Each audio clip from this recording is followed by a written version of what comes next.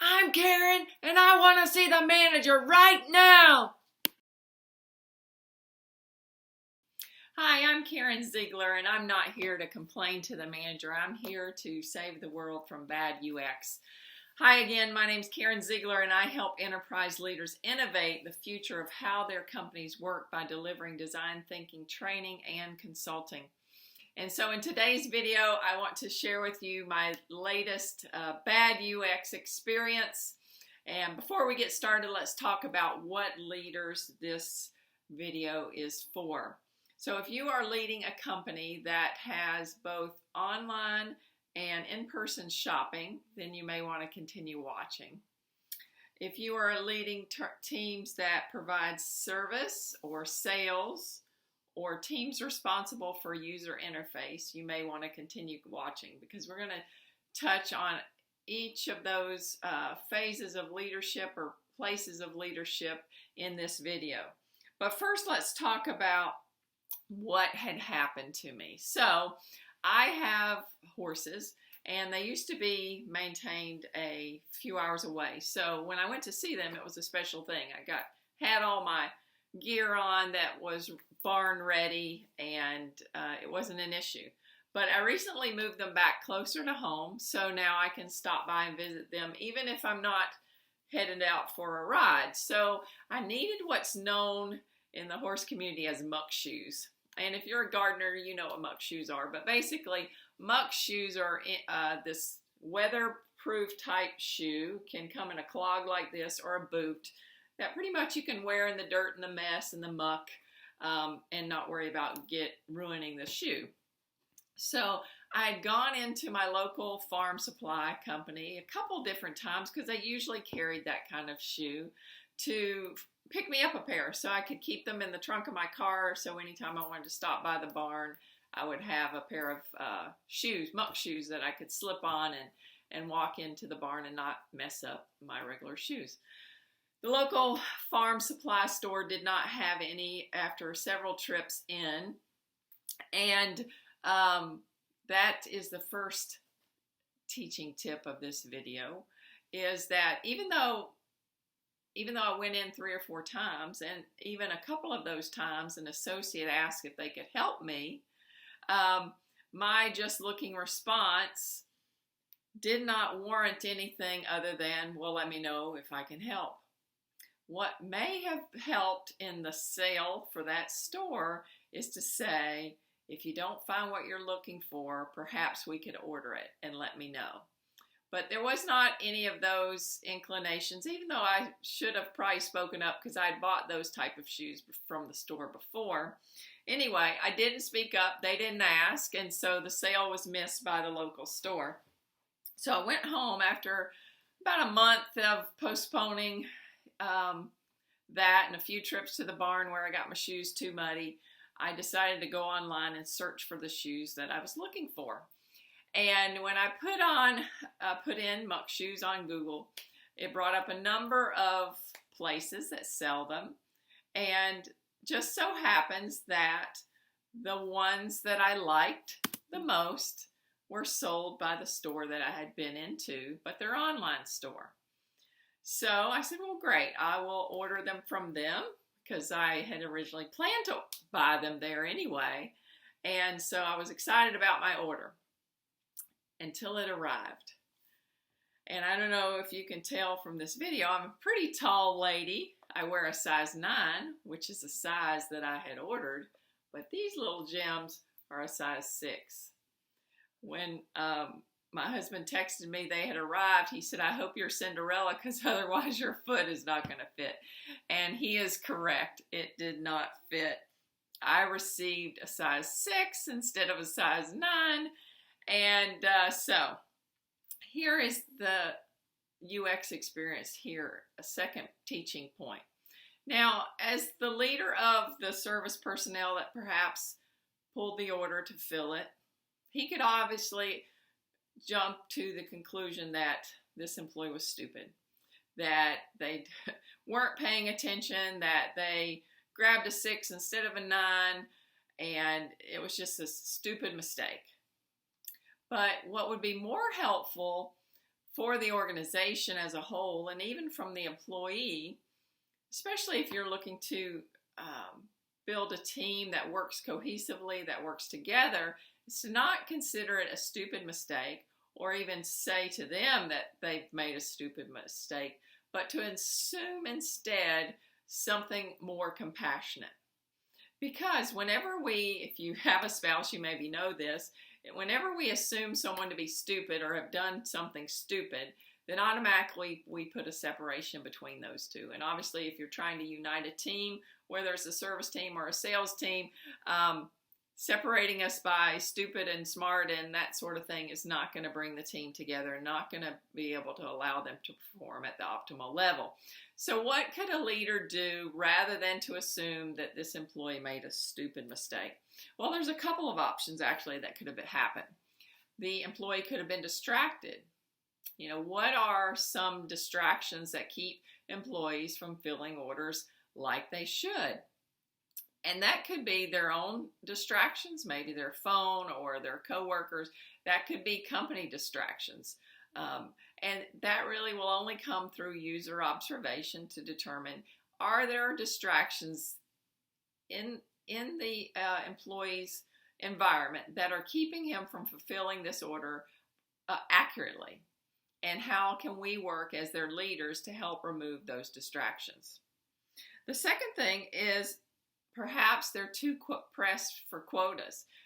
Anytime employees are in a very stressful environment, very high pressured environment, they are prone to mistakes.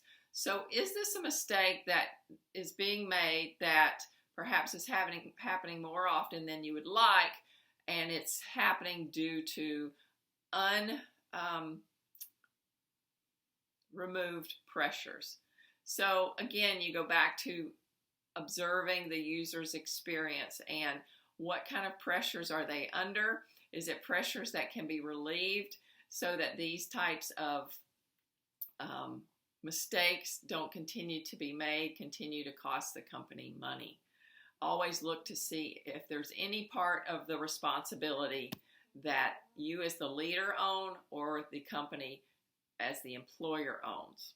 Another possibility is this employee could be from another country. So perhaps in that country, 6 and 9 are not an issue. They don't get mixed up because sizes are read differently there than they are here. And perhaps it's just a matter of training the employee from the other country to recognize what the U.S. sizes are. A final opportunity that it could be, other than a stupid mistake, is that it's a young and unaware employee. Say you have someone 17, 18 working in the warehouse, and they wear a size 8, so they don't really think about any other size besides the one they wear when they need to buy shoes. So maybe it's just a matter of making them more aware of what the different sizes are. Perhaps 6s and 9s should not be in the same vicinity so that they can be pulled in error. There's a number of reasons why that this particular mistake, especially if it's a mistake that's happening consistently through a number of different employees, that it could have responsibility within the leader or within the company that can rectify and improve and reduce the number of mistakes that are being made. And whenever you can reduce the number of mistakes being made, then you increase the customer satisfaction and you also increase the profitability to the company. So next I want to show you what happened when I received my 6s. I went online to try and return them. And this next little video clip will show you what happened when I returned them. Okay. When I went to look for how to return my shoes that were of the wrong size, I found this. Online returns are easy. Simply click on the Orders button at the top of the site. Okay, when I look at the top of the site, I don't see any Orders button. There is an Orders Status button. So let's click that. And when I click that, I get something that looks like this. Okay, well, now I need my order number. It would have been nice if after I received my delivery notice, I received an email that said, "Are you satisfied with your order?" and perhaps had a click to this screen already pre-filled with all my information in it, but it didn't. So I went and found the order number with my email and came back and did this. And when I looked it up, I got this, which shows the wonderful tracking of my package, but once it was delivered, there was nothing else on this page that showed me what to do with the return that I needed to make happen.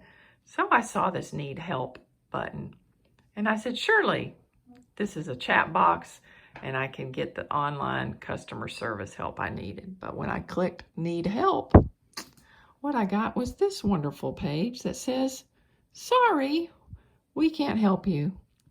You will need to email us or some other method for this. And so it did, if you scroll down far enough, which not all people do, because that's a lot of crap to read without finding what you're looking for. But when you do scroll down and you get the contact us section, there are a couple things here. There's that order number. I need that again, so I got to go look that up again. But this time I also need the SKU item number, which guess what?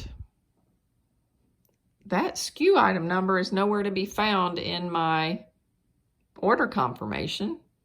And I don't know how to find it again because I just did a Google search for what I was looking for and the shoes came up that I wanted. So anyway, I filled out this form and let me tell you what happened next. Okay, you saw my adventure online and how not so seamless and easy it was to figure out how to exchange my shoes. So I did send the email form that you saw there at the end of the video clip to tell the company that I had received a 6 and not a 9 and I needed to know how to exchange them.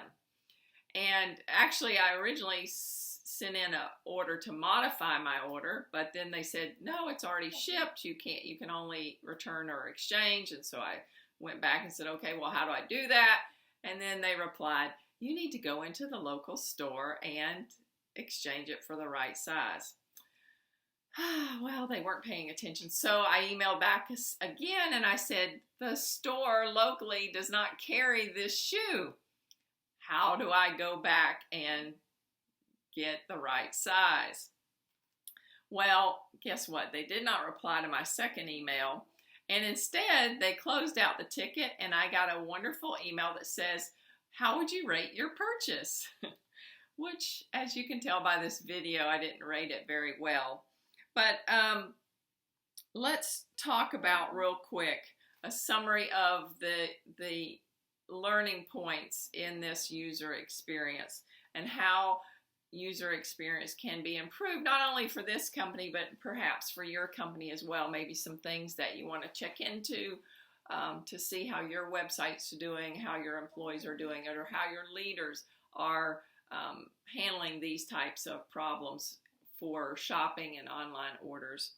So the first learning point is have associates in the stores asking for customers that are just looking that if there's something they can't find, that they would be happy to order it for them. Because it would have been probably a lot easier on my part, because I went back to the store 3 or 4 times before I went to decided to order it online. It would be a lot easier on the customer's standpoint if you put that phrase into your sales process. Plus, it would also guarantee a sale for the company, because I actually could have gone on a month later, which it was, and did my Google search and landed on a company that wasn't yours and ordered it from them instead. So if you want to ensure the sale, especially for customers who have taken the time to walk into your store, to be sure to note to them that you can place their order if there's something they can't find in the store for them online. Second learning point, which we just actually wrapped up, but I'll reiterate it here, and that is don't assume that employees know everything you know. don't assume that they're just stupid. If that thought comes into your mind, certainly don't let it come out of your mouth, but let that be a notice to rewind and think, okay, is there something that I know that they don't know? In this case, with the shoe size, perhaps it was a foreign employee that was new to the country that may not know our sizes, or it was a young and unaware associate that needed to be reminded that 6s and 9s often get mixed up. And if it's not one of those things, maybe it's time for some user observations on the leader's part to determine, are there distractions in the employee's environment that are causing these types of mistakes that the company can alleviate? Or are there pressures that are causing these kind of mistakes that the company needs to take responsibilities for? So always assume that there is something on your part that can be done to help the employee in their role. And they will certainly appreciate you're taking responsibility for your portion. And if it turns out that, it was a mistake that they made that they shouldn't have, then they'll be more apt to receive it, because you have had taken the humble position to say, hey, perhaps there's something I'm not doing here as a leader that can prevent this problem from occurring in the future. So they will certainly appreciate that and feel appreciated and respected a lot more than just to say, hey, you made a stupid mistake, let's fix it. All right, the next learning point I found in this user experience was there was not a seamless connection between the confirmation and the delivery notice, between the returns and exchanges. There was, I had to keep going back to the website to my order confirmation, from the website to my delivery notification. The confirmation number and the SKU number were not in every email that the company sent out. So I had to go back looking for those things in a couple different places. So make sure that the information they're going to need for forms on your site is in every email that they receive. And even preferably that in the final email they get, how'd you like your purchase? If they didn't like it and they need to return it, it takes them straight to a form with it already pre-filled. So, last but not least, don't allow the service personnel to close out the ticket or the complaint until the customer confirms that the issue has been resolved. In this instance, I replied to the customer service rep twice. The first time they replied back, the second time they didn't reply back, and it was obvious by the tell us what you thought email that they had assumed that my issue was resolved when it was in fact not resolved and still isn't resolved. I assume I'm going to have to take these shoes back into the local store, which they don't have them, return it, get my money back, and then come back and go online and order them a second time, which obviously is going to, put me weeks out into getting the shoes I want. But I'll also think twice of whether or not I'm going to order these shoes from that store again, or whether I'm going to find another gardening and farm supply store to order them from. So there are my tips to improve and to save the world from bad UX. I hope you enjoyed this video. If you did, give it a thumbs up and a like and subscribe for future videos. And please connect with me on LinkedIn. I'd love to chat with you.